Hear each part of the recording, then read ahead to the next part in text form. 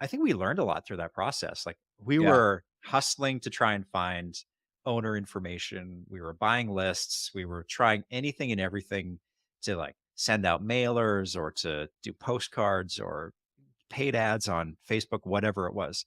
And we did pick up a handful of properties around the yeah. country, but what's really funny is like as that went on, we ended up picking way more properties up in Washington as we focused on the rest of the country, which was a complete unintended consequence of it. Made no But I sense to think me. it made no sense to me, but I think what it was is like we were just it helped us refine our message and our SEO got better. Like 'cause we were just learning a million things and For sure. applying a million things all at one time.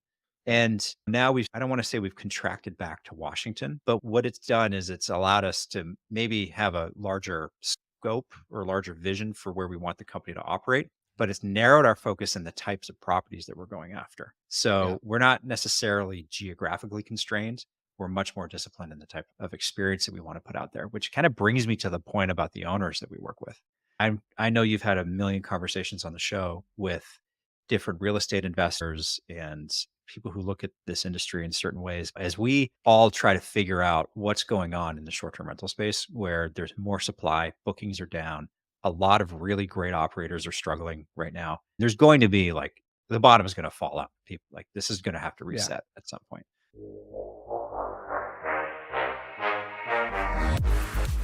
You're listening to Slick Talk, the hospitality podcast, a podcast for those who are in and around the hospitality industry who love, live, and breathe what they do. You can join us for candid and unscripted conversations with hospitality experts and founders as we go deeper into their personal stories while they're sharing their triumphs and trials that got them to where they are today. I'm your host, Will Slickers, and you're listening to an episode of Slick Talk, the hospitality podcast. Now, let's begin.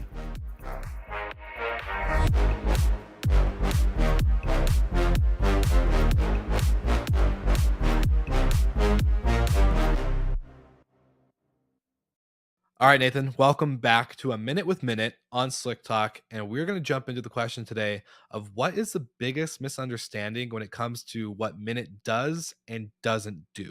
Great question, Will. I think the biggest misunderstanding is probably that we do more than just noise. I know we'll cover that in another minute with minute. So for now, I'm going to major specifically on the noise feature itself. Many people think that we can let you know when there's noise in your unit, and that's the end. But what we can actually do with our pro account is import the data for your guests when they're staying, what's their phone number, etc., and then allow you to automate communication with that guest when there's a noise event. So, what we hear from many of our users is after sending even one text message to the guest letting them know that there's noise, they tend to quiet down because they don't realize that they're being noisy. So, in many cases, if you use our automation, you may actually resolve the problem with no input from yourself. Just an automated message from the system asking them to quiet down, and then the noise issue is over. I love it. You heard it here first, folks. A Minute with Minute, and now back to the episode. All right, All Adam right. Knight, Here we are. welcome, Or do you do a welcome cold back. open? Do you do a cold I open? used to. I used to be like, hey, everybody, welcome back to the show. But with you, it's like we're back to square one, 2018. Mhm, It's kind of mhm. like Adam Knight, my man. Good to see you. 2018, that was a long time ago. I know That's it's like nuts. a whole That's life. nuts to It's think a whole, everything that we've gone through in like how many years is that? 5 years now? 6 years yeah. almost? It's crazy. Yeah, nuts. So let me maybe give some context for any of the listeners right now. We are business partners. Adam Knight is my co-founder, my partner, the CEO of Recreation Rentals, and he was actually my first industry guest on Slick Talk way back in the day, like 2018. I remember being a hotel manager, living in this like tiny apartment in Seaside, Oregon, and getting an email from this guy named Adam Knight, 25-year hospitality veteran. And I was like, what does this guy want to do with me and my show that I just started and like don't even know what the hell I'm doing? And there was an episode that you talked about. You're like, it was back to the basics, I think is what the title was. And it was Mhm. talking about the basics of hospitality and leadership and like taking control away from the OTAs and not depending on them. And it was kind of like a weird hotel conversation that I was just kind of like word vomiting on this podcast by myself. And I thought it was a scam. I'm not gonna lie. I'm not gonna lie. Like I was like, this guy's got 25 years above me. Why would what? How is Yeah. he? know about the show and why would he want to be with like talking to me?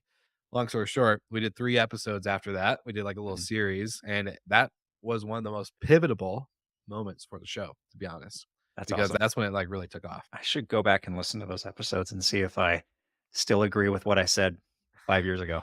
I'm not gonna lie, it's brutal to listen with the bad sound quality and everything because we were just like doing it, I think, on our phones or Yeah. something like that. I think I might But have even been walking. I was living in San Francisco at the time. I may have been walking around like on the white like yeah, iPhone mic thing. Yeah, you were at the time, and frankly still are in the grand scheme of things. At the time, there was almost no hospitality content out there. And that's still true today. There really? are shows. There are Yeah, more yeah, shows today than there were back then, unquestionably.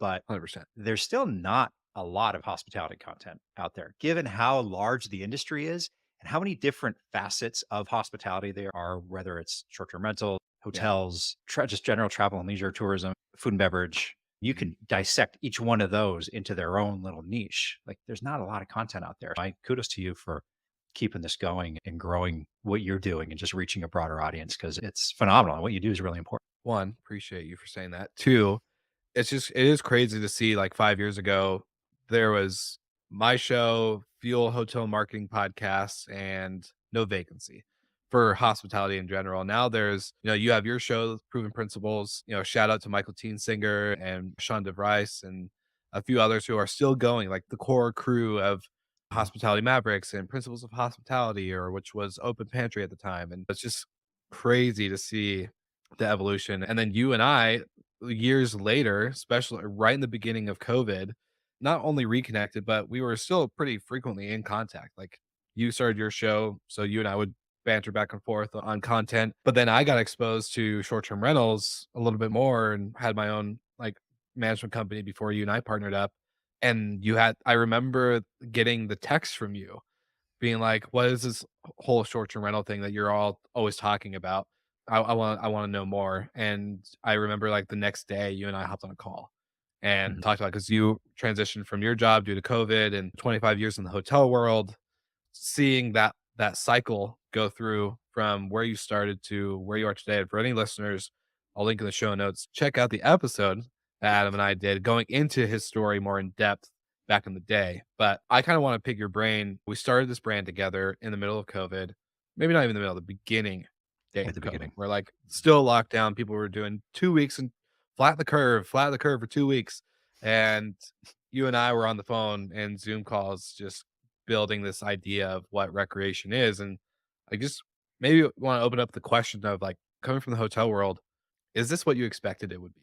Yeah, I'm trying to figure out how to answer that. I kind of stumble a little bit because I'm not totally, I don't think I even have a real sense in my own head about whether or not this is how I wanted it to be. And I say that because, yeah, 25 years in hotels. I had worked my way up. I started as a pot washer and I ended Yeah. my hotel career as a VP of operations. So did everything all the way up the chain. And I lost my job because we all got laid off at the start of the Yeah. pandemic. And I was trying to figure out what I was going to do at the time. And you said, flatten the curve, blah, blah, blah. Like travel had been decimated. There was nobody Yeah. had any idea what was going to happen. It seems silly looking back at it in that level of kind of like retrospect how it was because it feels so fresh still. But in any event, I having been in, and I'm going to get to your question here, but I want to give Yeah. some context. Having been in the industry for so long, I had seen the pain points of where hotel property owners and management companies butt heads. And as the economic conditions in the country worsened because of COVID, there were a lot of owners that were hurting and a lot of management companies that were not bending and evolving as a result of that. So I had come up with, and I still think it's a viable option, a profit-based management contract, whereas other hotel management contracts are revenue. So when you're Mhm. profit-based, you have more skin in the game. That evolved over a lot of conversations with you about what's this short-term rental thing happening here. And over those conversations, I had found a lot of commonality between what you do in the hotel world and what you do in short-term rentals. You still have to Yeah. provide a clean place. You got to have great guest communication. You got to create a great experience. Those are all table stakes. Like if you're not doing those basic things, then Don't you even try. shouldn't. Like, Don't even try. yeah. Don't even try. And if you don't care to do those things either, Yeah. don't even try. But let's get into the difference between the real estate investment mindset versus the hospitality mindset, because I think that's an important point we should touch on. Yes. But Yeah.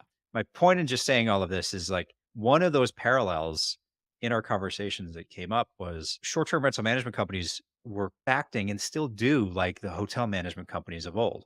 It's just about how much supply can I wrap my arms around because in people's mind, not my mind, like the figurative Mhm. we mind, more properties means more revenue, means more money. And that's not necessarily the case. And where there's a big disconnect is we already established that having a great guest experience is table stakes. But what a Mhm. lot of people miss is a great owner experience. And that's one of the problems that I saw in the hotel industry, having lived and worked in it forever. So, as we were establishing recreation, one of the pillars that really I couldn't get away from and actually became a pillar of the company now we operate is that owners get as good or even better experience working with us than the guests do. We still Mm. provide an unbelievable guest experience. And we can talk about the details of that. But Yeah. owners are one of our major stakeholders that we make sure get taken care of. And roundabout way of answering your question, like, how has it really come together here?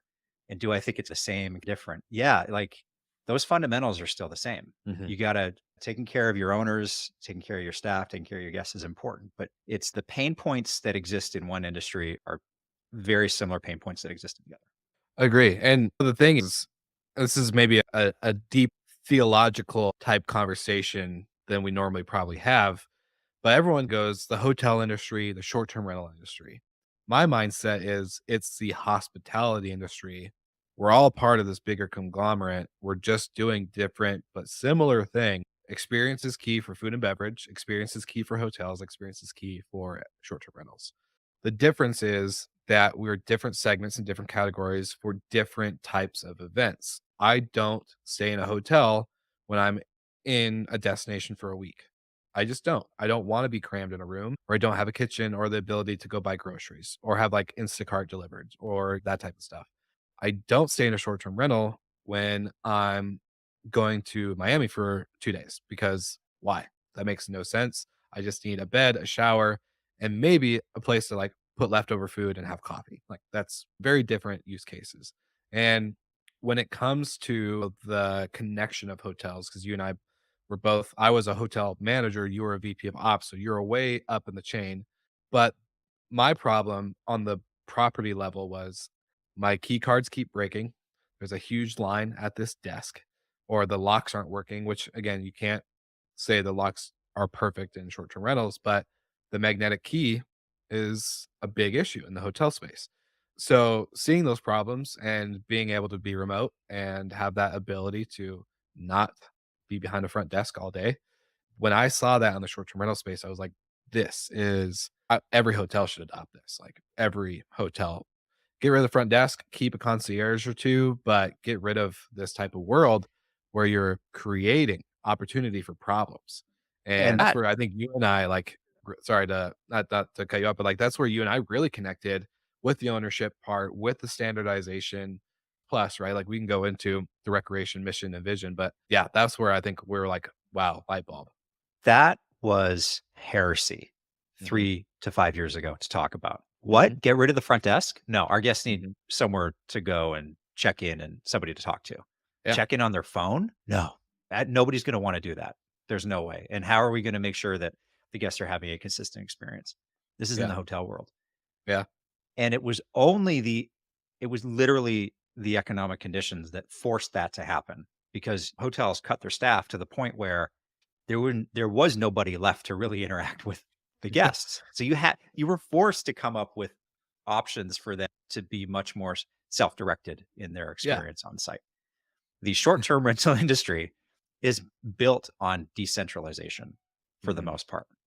And true. we built recreation that way. We intended to build it where there was this is good and bad, but there's no efficiencies of having everything in one building, which Mhm. is great because we don't have high overhead, Or which is bad because every time something happens, it's a little bit of a fire drill to get it yeah, fixed. yeah. So, Well, it's like because we're not in one destination either, so it's not yeah. like we have a headquarter Seattle office where cleaners and vans and maintenance people all pull in and out of and do that. Like we're very decentralized. And I think for a reason.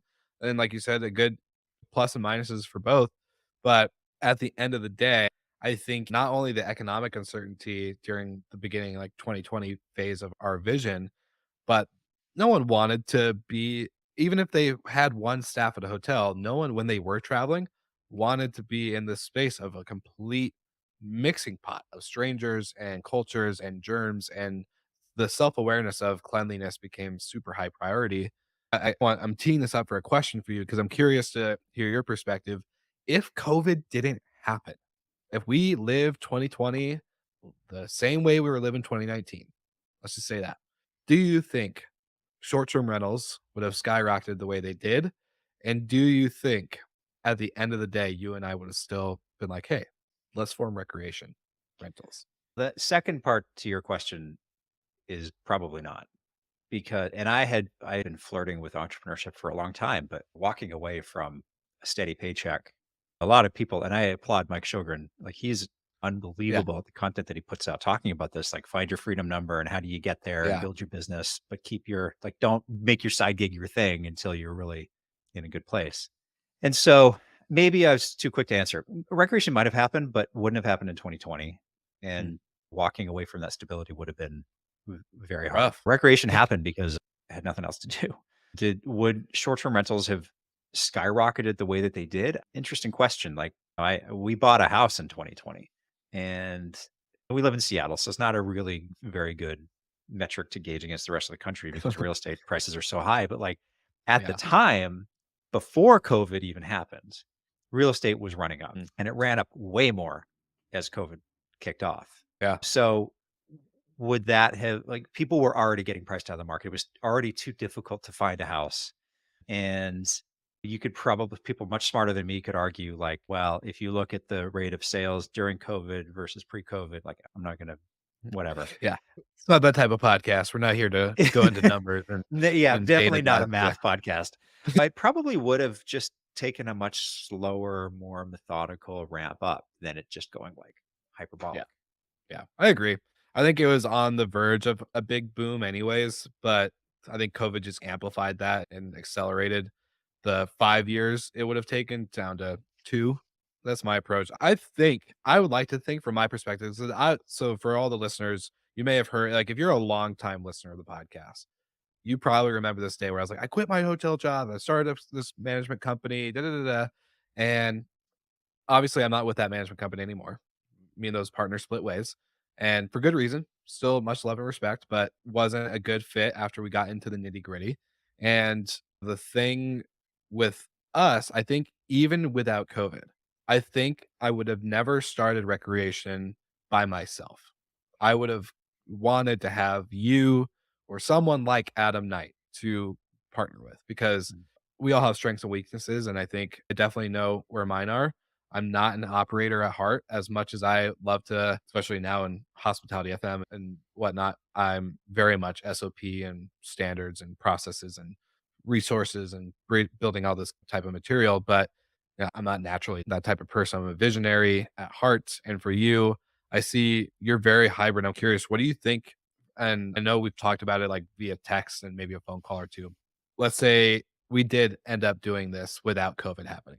Do you think you're more of like the visionary type, or do you feel like you're the person who wants to build the roadmap and just execute and start doing like the operator, the executioner, or anything like that? Because I've seen you and I can both do both, but I want to see maybe where you're dominant in Yeah, I'm kind of a taskmaster.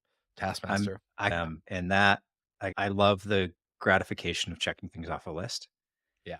And that in the luxury hotel world, like that's all like you just basically like getting things done all the time. And so that I think Yeah. I just was conditioned over time to be that way. But I love the ideation and the visionary process of trying to figure out what is a brand going to be. Now, it's not a natural strength of mine like it is for you. So it probably takes me a longer to get to a very obvious place rather than somebody who's naturally gifted in that way can just Mhm. get there really quickly.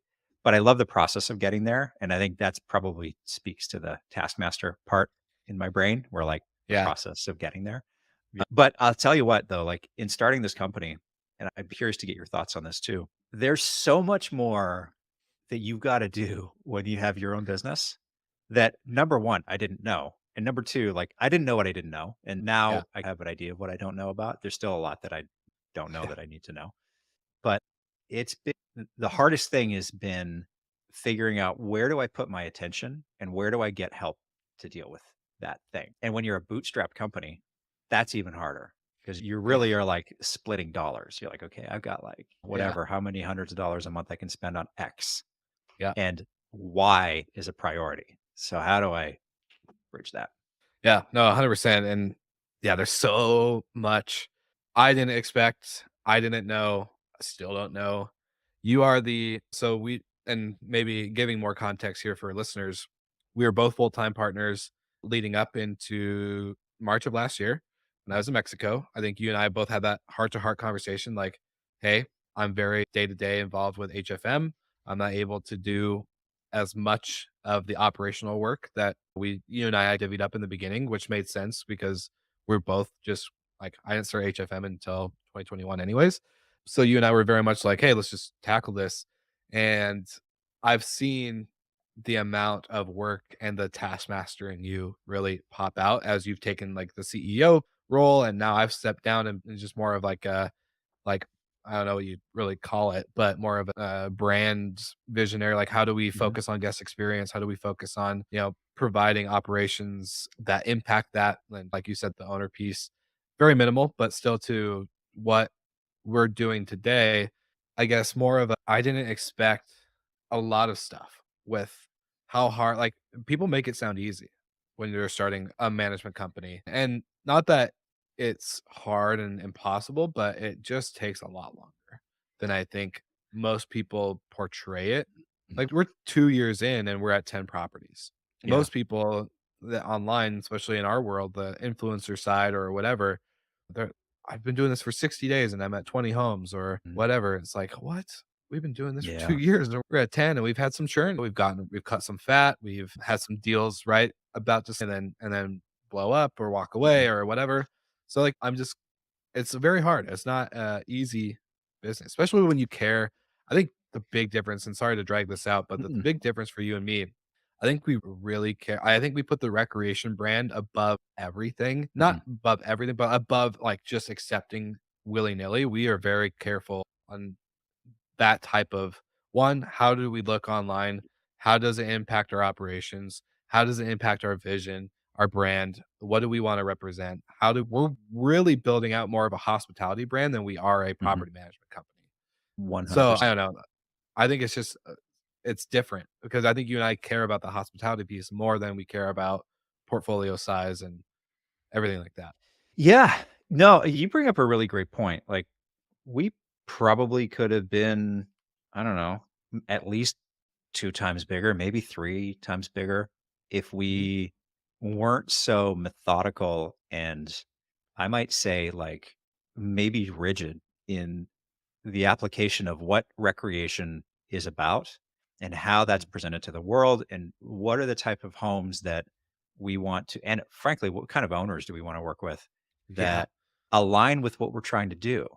It's I think we probably could have gone out and taken any home and charged a very low management fee and just scaled really quickly and had a terrible back end and not a very Mhm. solid operation that can really execute a great experience time and time again, repeatably with Mhm. very little effort.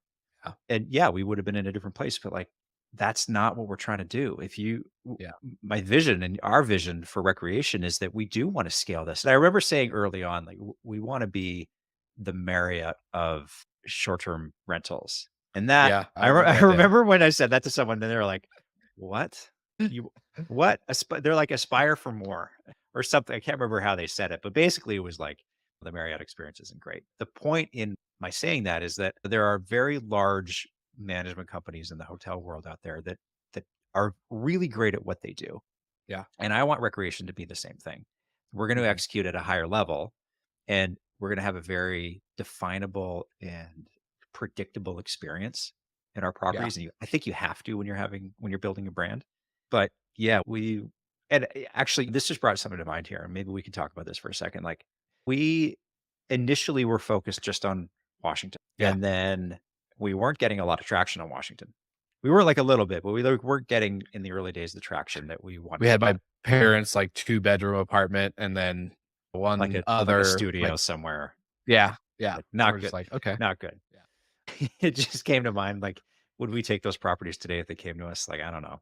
I know there's a point in your business where like you got to take just about anything for proof of concept and to work out like Mhm. your stuff, but then you very quickly evolve into something else. But in any event, and then we're like, we're not getting traction in Washington. Let's focus on the West Coast. And we didn't get a lot of Yeah. traction there. So let's focus like Rockies West. Didn't get a lot of traction. And then we're like, okay, screw it. We're just gonna let's just the entire country. Let's just try. Let's just Who go after it. who wants it? Who Who wants wants us? us? Who wants us?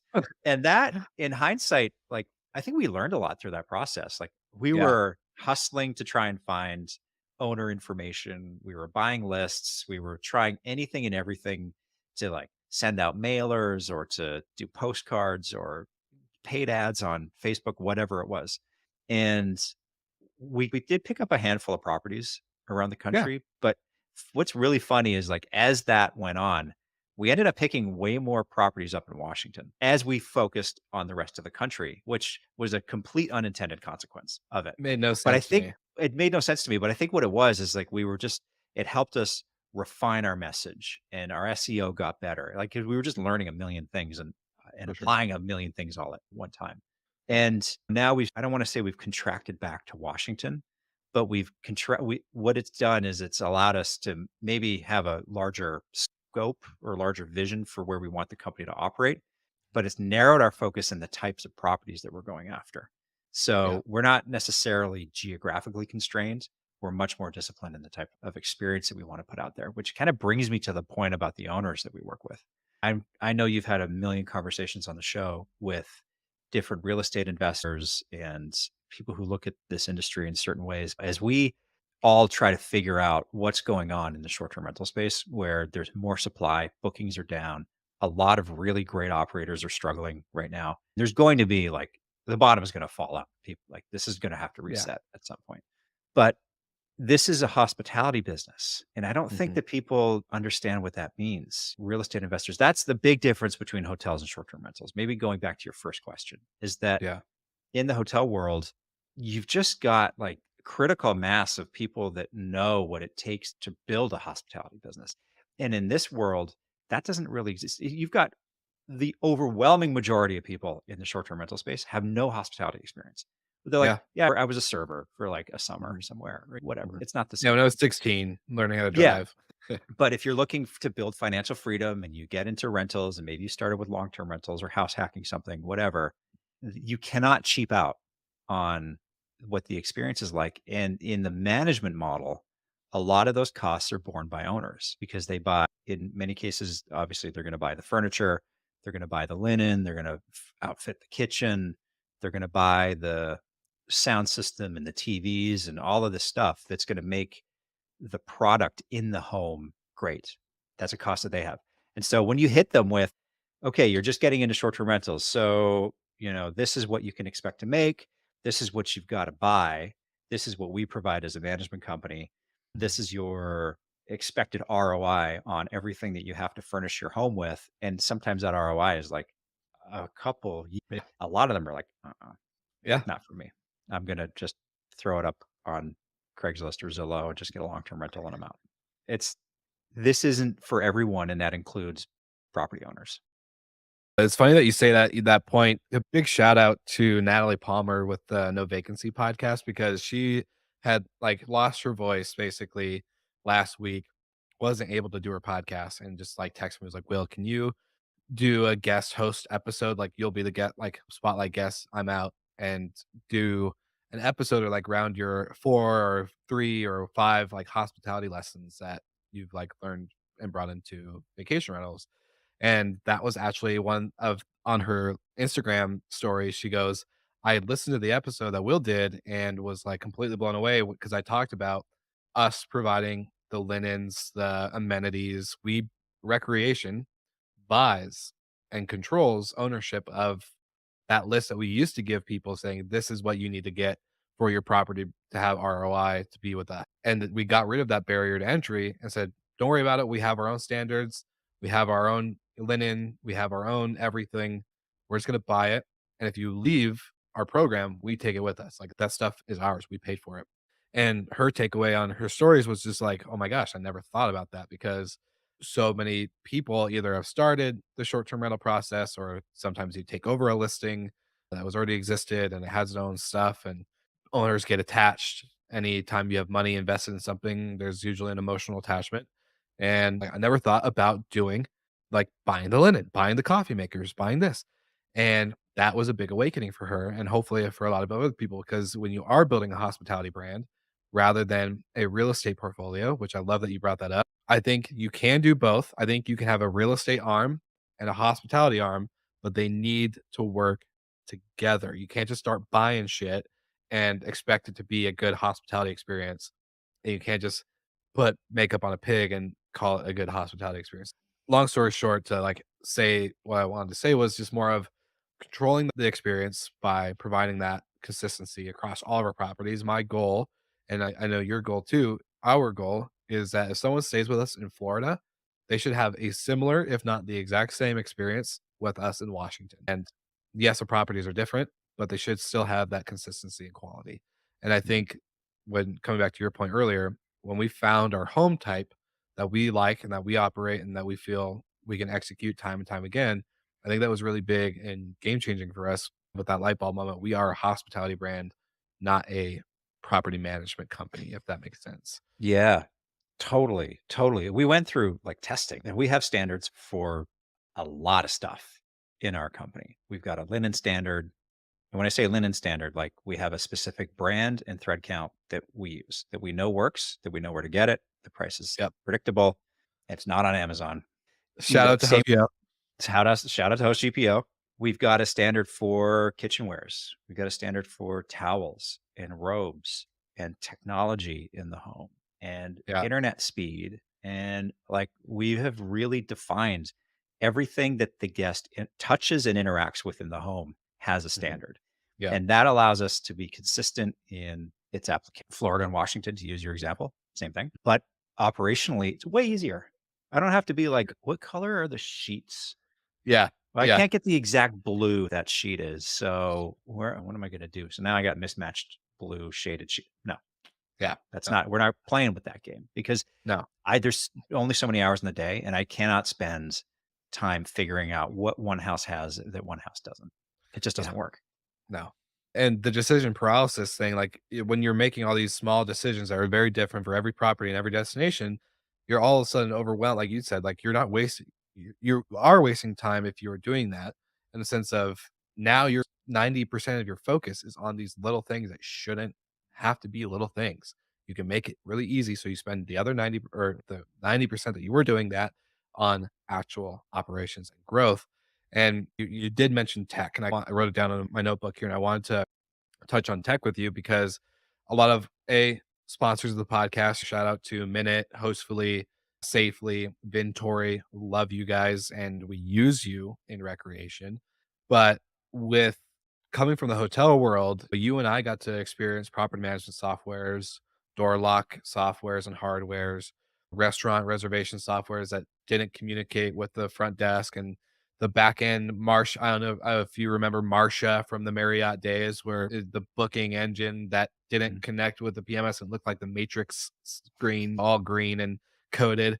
We had to learn this really old legacy tech first. And then coming into building recreation rentals, it was so nice. And the question to come around this is it was so nice that we didn't have that big tech hurdle, that we knew to get a property management software that had a built-in distribution connections with Airbnb, Vrbo, Booking, Expedia.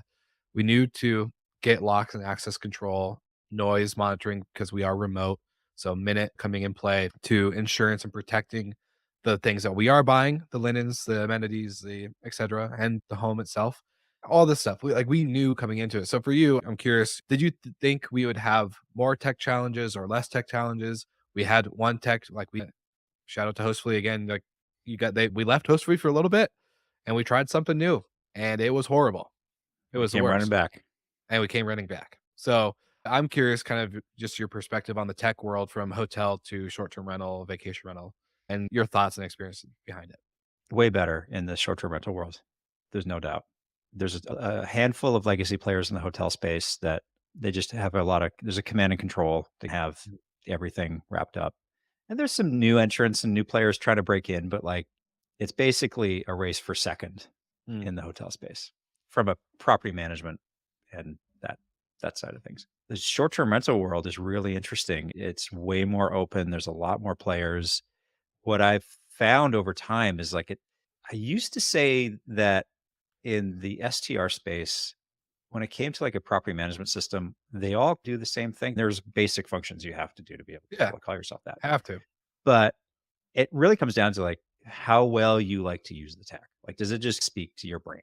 And I still think that's true. But our experience with the other company that we went to, who if you want to name drop them, go ahead. I won't. I'm good. I'm good.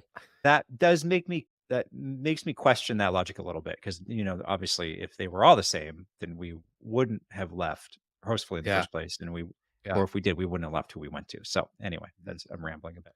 But I am really encouraged that there's a lot of people that play in the sandbox really well together. There's a lot of really cool integration going on between different tech providers out there. It's really rare to find one core piece of software like a property management system that doesn't integrate with another piece of software that you need to run your business, like Yeah. Wheelhouse or like Perto or Yeah. or a CRM software or Slack for that matter, or Monday.com or whatever. And Like they all just WhatsApp. WhatsApp, like they Yeah. all, you can really, like, you don't have to log into a million different systems anymore, which I love. Yeah. It's so great. And they all work really well together by and Yeah. large. No, totally agree. I think the downside of this sandbox, I love that analogy you used, but the downfall of it is, and Robin Cragen with Moving Mountains has said this many times on different panels at BRMA and podcasts and stuff like that. There can be a death by subscription, right? Like we Mhm. can have so many options now. And I think you and I learned this lesson pretty quick is that we don't need all of this tech. Like there, I think maximizing our technology to its fullest capabilities before even thinking about integrating anything new is the most crucial decision we've ever made from our tech point of view. That's a really good point. That's a really good point. Yeah, you can 20 buck yourself to death for sure. And 100%. there's no shortage of companies that want to insert themselves between you and your guest. And I'm always amazed at the ones that find like that little bit of oxygen. Like there's just A a little tiny bit. little space for them to like sneak in. So yeah, Yeah. yeah, I think you're right. As long as you've got your core needs covered, and your core needs are accepting reservations, getting your rate out there, the right price at the right time for the right guest. How do you secure your home? Like, and how do you communicate with people? Like, Yeah. that's like 4 and 4.5. Yeah. After that, everything else is superfluous, additional. 100%. Totally agree. It's crazy. And that's like the conversation I always love to have on this show is more of a we interview a lot of these founders that I don't use personally, but I'm curious. I want to hear their story. I want to hear about the product. We've had times where we've had guests on the show or on your show, and you and I were like, hey, we should probably look into this. It's always a good option to also have in the back of your mind. So I think educating, if anyone's a property manager, hospitality brand, short term rental operator out there, we're not saying tech is bad or to go all in on all this tech and 20 buck yourself to death, but more of like just know your options, know the tech landscape and how things work, know the difference between a channel manager and a property management software. In my opinion, and I'm sure you're probably in the same boat, I could not believe that we had to have a property management software and a channel manager in the hotel world. I was like, why can't the property manager just software just take that? Mhm. It's not like, yes, there's connectivity issues and APIs and blah blah blah. But at the end of the day, come on, like these are big tech companies. Figure it out. You could easily connect to Airbnb, and we obviously like Hostfully is a premier partner, and Verbo and all that stuff's like integrated. We don't Yeah. need to. There's no need to add a third person to a third person to a third person between the guest, us, and the home, and yeah. Way too So many failure points. Way too many yeah, failure points on that chain. And that was one of the reasons why we left the company that we yeah, were with to go back to Hostfully. yeah. And the hotel world, though, I get flashbacks of being a front desk at 7 a.m. I walk in, I barely had a sip of coffee, and being able to be like, "Oh, this guest shows up to check in early. Great, we can do that if we have rooms, but we can't find the reservation. Why? Because it didn't sync from the channel because of some little bug on Booking.com and this company's bull crap happening in between. It was nuts. The amount of times that was a daily occurrence. I was so scared to go into work some days. Like, guest is not going to have a room today. Like, It's true. Yeah. whose vacation am I gonna ruin because tech Mhm. couldn't communicate well, and there are $1 billion, $1 million companies, and I'm just sitting here making $3,000 a month And everyone's working doing 8 this. Yeah. in the frame. Everyone's doing this guy. Yeah. It's his problem. It's Yeah. his fault. Yeah, Exactly. So totally. that was a nice thing is like with us knowing that the reservations come in, they're synced, we see them. It's not like a manual process. And anyways, yeah. No, Uh, it's good. It's been really seamless. It's been from an opposite perspective, it's been a lot easier. But you gotta be disciplined in yeah. at the same time, and I've been guilty of this, and we've been guilty of this, like, something kinda doesn't work the way we expected it to or that we wanted it Yeah. to, and so we're like, "Let's change. We're out. We're gonna go try something else." Like, we did that a little bit, but Yeah. constantly changing software does not make for a sound operation. You just No. gotta, like, just optimize it for what you're doing and then figure out workarounds or maybe it's Little your tweaks. training. Little Yeah. tweaks, right? Yeah. Change your process so that it fits in better with the tool that you're using. Yeah. But yeah, no, tech is much more pleasant to work with. Yeah. For sure. And outside example, my thing is like for Hospitality FM, we use Asana as our project task manager software and connected with Slack and Google. I recently, CEO visionary me is like, all right, let's just do it. Let's go. Let's grab all these things. Let's do all these shows. Let's do this. And it was great. But then like operationally, I'm like, all right, where are we at with this onboarding? Where are we at with this? Where are we at? Like, when's this contract up? And Mhm. and then I was just like, oh my God, we have been using 1% of Asana. So I like spent a whole weekend and became an Asana ambassador and went through their academy and training. And like now we're able to like implement all these templates and create these processes and systems and resource hubs. And now it's like, oh, we can breathe. We You're like, see it. oh, this is actually a pretty good program. Exactly. Like, I wish because I was about to be like, "Why am I paying 200 $300 for this crap?" And it's not even doing its thing. And then now I'm like, "Oh, now we're getting our $300 worth of value." And I think Mm. to apply that to short-term rental operators is finding ways to educate. You and I had a big benefit coming into this of we've experienced the hotel hospitality tech before. We went through that crap in our early days of being like, "Oh, what is a property management software and why do I need to do this?" And to now like, okay, when we came into it, we had a very much a leg up. But yeah, not to beat out this, this point in conversation too much longer, but I am curious, Adam, from your perspective, you and I before we hit record talked about air bust. Not a topic or a title I like. I don't think it's a bust personally, but there are a bunch of new factors. We're in a new landscape, we're in a new environment.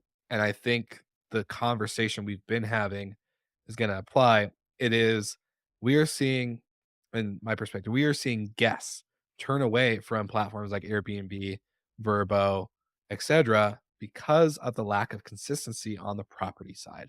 They book an apartment downtown Denver, then they go to a destination market, Steamboat Springs in Colorado here, and get a completely different experience with one that's super professional or one that's super not. And I think a lot of guests are getting turned off by that, like having that anxiety of before I go on this vacation or this work trip, am I gonna see consistency? Is it gonna be clean? Last place I was at was clean. The place before that, the sofa was all messed up and the coffee pot had grounds in it and there was hair all over the shower, like stuff like that. And I'm curious to know your thoughts. Like, where do you see the landscape today, and how can anyone like listening take one piece of nugget from this conversation and just like have this understanding of what to do with their business and how to like really core in focus because the recreation vision and mission is so strong. I think it drives our everyday decisions that we make within the business. So I would love to know maybe your perspective on anything like that. But this is something I think a lot about. I think I literally every day. Yeah. I'm trying to solve this puzzle. And for context, in the hotel world, for what? How long has Expedia been around? Like 15 years. In Mhm. there, where they've had like serious market share. There's a lot of smart people trying to figure out how to take share away from the OTAs in the hotel world, Yeah. and they can't figure it out. So it's no wonder that a junior industry like short-term rentals is suffering from the same problems that a much more mature industry like the hotel space is. When one of the like, isn't it the goal of any brand to become a verb? Yeah. There's not a lot of them, right? Yeah. But Airbnb has done it. They have Mhm. mind share. That's where most people go. And even if their intent is to go to Verbo or one at some other site, because I mean there are some other smaller players, Yeah. they may even refer to going to Verbo as I'm gonna stay at an Airbnb, but they booked it on Verbo. Yeah. Like 100%. We see it how every day. every day. I guess I'm just saying that because I don't know what the answer is. All I can say is like what we're trying to do to figure it out. Mhm. And Airbnb makes up about 90% of our bookings. And Mhm. that is And we terrifying. have a book direct strategy. We are Mhm. literally trying for book direct, and we are still getting 90%, which is We're still insane to getting me. 90%. And I really want to bring that down. And I want that to be a combination of Verbo bookings, a combination of maybe some Furnished Finder bookings, and Yeah. a third to a half of our bookings in the future. I would love if they were direct bookings. I'll take 20 to 25% right now, but Mhm. we're just not anywhere. We're not even in the parking lot of that ballpark. So what we're doing to try and figure that out is a few things like Airbnb. Maybe I'll talk about the Airbnb bust for a second. Airbnb Yeah. bust. We have a very well built out listings, professional photography. We fill in every single box on a listing. We've got captions on all of our photos. We literally, like, if you watch any guru that tells you how to optimize a listing, we've done it and we Mhm. continue to do it. Not every day, but like I would say once a week, something on all of our listings is tweaked Yeah. and not price, just something is tweaked. We rearrange the photos. We slightly alter a title. We add or take away something based on character count. Like Yeah. we're trying something, Descriptions, description, amenities. Yeah. something. And then on top of that price, we don't necessarily want to have a race to the bottom, but like you've got to Mhm. understand what's going on in your market. So like I'm personally in Wheelhouse every day, deep diving on data, trying to figure out what the right price is. Cause you can't just, that's the other thing too. A misnomer is like, oh, I'm just going to get Wheelhouse or Price Labs and I'm just going to set it up and be done with it. It doesn't work that way. You got to No. get in there and like you literally got to be pretty granular on every day on your calendar over and above the settings that you set. So I'm in there all the time. And we have seen a pretty dramatic drop in bookings Mhm. through the first quarter of this year. It's starting to pick up again. And we're in multiple markets and we're in multiple seasonal markets. So Yeah. that's also a little concerning. But it also I think gives us a little bit of perspective on that's not just a Washington problem. That's also a Kissimmee problem. That's a Pocono Mountain problem. Like it's national. And so it makes me ask the question like, is there something larger going on or is there a problem with how we're approaching our listings? And the fact that 90% of our bookings come from Airbnb, that's why this is so terrifying because any little change that they do to their algorithm or any little drop in how they present your home based off of some way that they want to people to interact with listings or however I don't pretend to know, they our business drops. And if we Mhm. can't develop a strategy to counteract that, we're dead in the water, just like a lot of Mhm. other people. So I think that this is the thing that people are referring to when they talk about an Airbnb bust Yeah. is just that you've got Airbnb has an outsized influence on your business. You got to figure out how to negate that a little bit.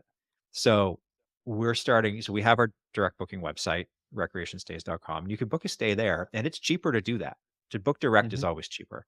We've started to play around with StayFi Yeah. in our properties. We haven't deployed them in all of our properties because quite frankly, it's just a big capital expense. It's just a lot of money. Capital and logistics, being in Yep. multiple markets. That's something we brought up earlier in the episode. It's not ideal for a lot of people, but for us, we like being in multiple markets. We like having the spread out, democratized segmentation of our properties. So, Yeah, yeah. and for those that don't know what StayFi is, it Yeah. effectively they just put what do they call it? A captive portal splash page on top of your Wi-Fi at your home, where the guest has to enter their email address, and then you've captured the guest information, and then you can actively market to your guests going forward. That's what email marketing is all about. So we're starting to be way more serious about that because we haven't been, and we just hired on a contract basis a social media manager for our company. And in my conversations with her about how do we get more, not just direct bookings, we also have two audiences and we haven't talked about this yet. We have our Yeah. guests and we have our owner. And we have been guilty. I don't think we've deployed properly who are we talking to when Mhm. we're selling our services? Are we talking to guests who are staying with us? Or are we talking to homeowners to sign contracts with us? And through my talk with her, like literally last week, what became very obvious was that splitting our message has been detrimental to our Mm. success. We need to be much more focused on explaining who we are to the guests, why you should book with us, why you should stay with us, what you get, what's the value proposition for staying with us. And in turn, when owners see that content, they're like, that's cool. I want them to run my house.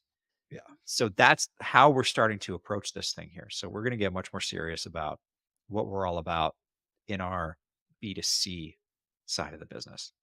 And over 2 to 3 years, hopefully we'll develop a strong enough foundation to be really successful in taking share away from Airbnb, their outsized Mhm. influence on our business.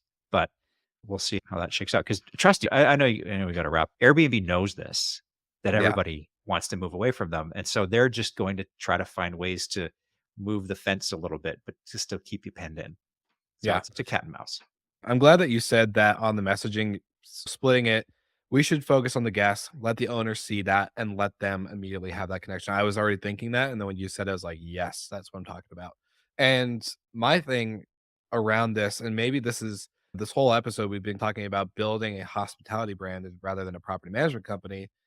Maybe what I've seen with Airbnb recently, not that I want them to continue to be 90% of our revenue, but in order to play the game and build a hospitality brand and build out our channels and the focus on unique stays, the focus on unique designs, the focus on all these experiential, visual, Instagrammable things that Airbnb is really pushing with their algorithm actually can be a downfall for companies like us who may not have the most beautifully, like aesthetically designed, mural painted home, but we provide a killer experience. Our from leaving that other company that was doing our tech and guest service stuff, our scores have jumped significantly, almost like a 50% jump in just matter of 30 days, to the point where people are mentioning recreation by name in their reviews rather than this was a great Airbnb. They're saying recreation rentals was an awesome experience for us, blah, blah, blah. Mhm. Like we're seeing this happen.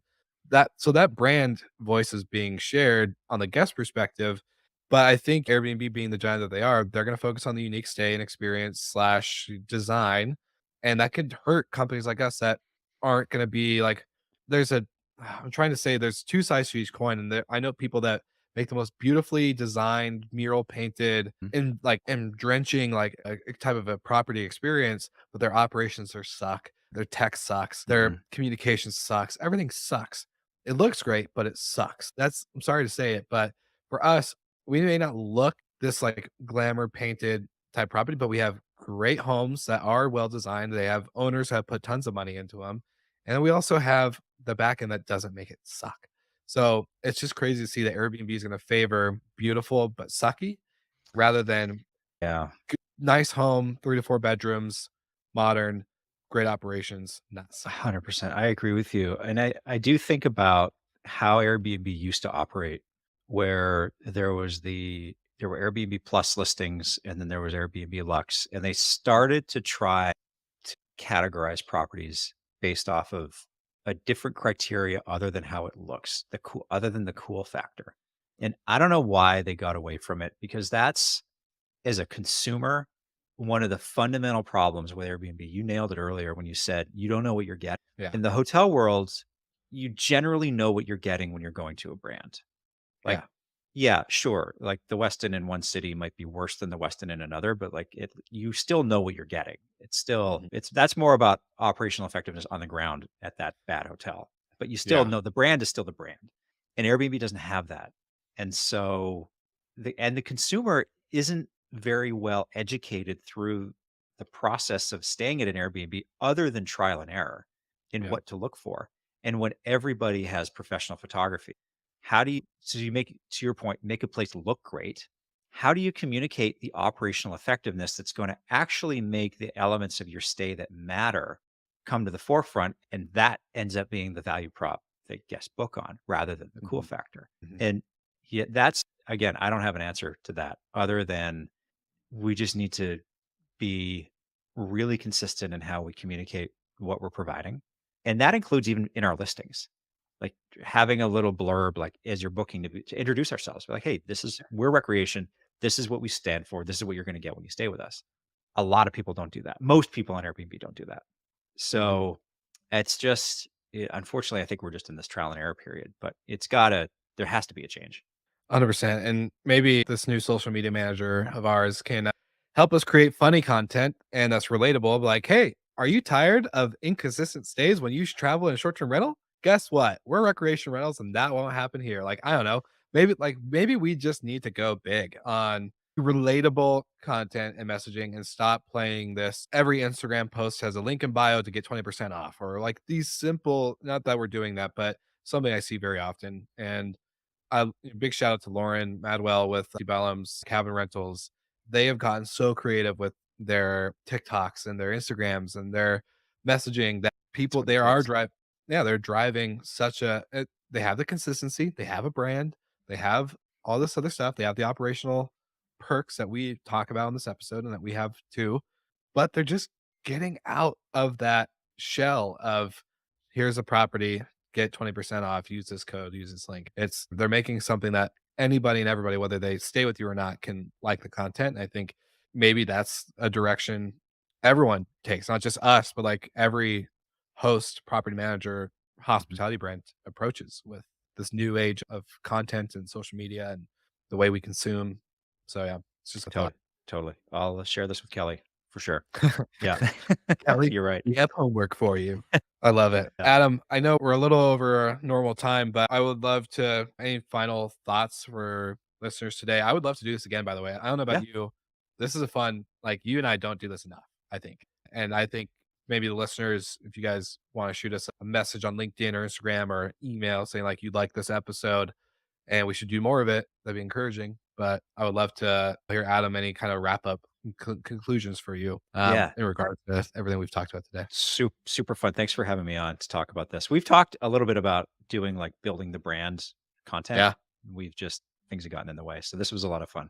I think my only takeaway from this conversation, or maybe what I want to just end on, is if you want to get into this space as an operator, you have to understand that you're starting a hospitality business, and it's very different than a real estate investment. And real estate investment is important, and it has to cash flow. I get that, Yeah. but it's going to take a little bit of money to make a little bit of more money, and your ROI might be a little stretched out from what your template that you've found on Google to tell you if this is a good investment or not Yeah. is telling you is a good investment.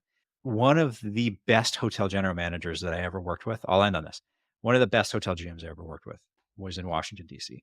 And I remember many conversations between him and the owners of the hotel about profitability. And he said, I will not run your most profitable hotel in your portfolio, but I will run the best hotel in your portfolio. And that hotel ranked number one in guest satisfaction for the entire company multiple years in a row when he was there, and ended up winning top hotel in the brand when he was there. And that is the perspective that I've tried to come to the table with for recreation that we talk about all the time.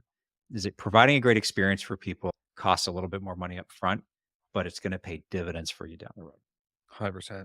I bet that actually made them probably one of the most profitable hotels in the portfolio too. It did. So It did. wow. It did. And then in tough times, people stayed. It was easier to drive more direct bookings. There was much more guest loyalty to the hotel. The employees were happy. Like there were a lot of pluses here. But if you Yeah. were just looking at cell B35 on your spreadsheet, if that was your only context for it, then you're missing out. I love that. Such a great note to end on. So, any of you slick talkers out there, if you like this episode, let us know because I know Adam and I would love to. I'm sure we could break out many subtopics to do deep dives into and to highlight for anyone. This isn't the typical slick talk program, but I like it. And the whole point of doing this podcast is to do something that's fulfilling for not only me, but the guests and for the listeners. So, love to have you guys' perspective. But, Adam, my man, it's so good to just chop it up with you outside of like making decisions about recreation rentals and taking a high level industry view. So I hope we get to do this again. And for anyone who wants to maybe not have listened to your episode where you and I chatted, but wants to connect, where can they go? You can find me in a few different places. I'm always pretty active on LinkedIn, Adam Knight on LinkedIn, Instagram at Adam Knight, and Instagram for recreation rentals at recreation rentals. I love it. We'll make sure everything's linked in the show notes. And my friend, I'll see you next week when we have our normal business meeting. Our ops meeting. Yeah. Thanks so Yeah. much, Will. This was awesome. Appreciate it. Awesome.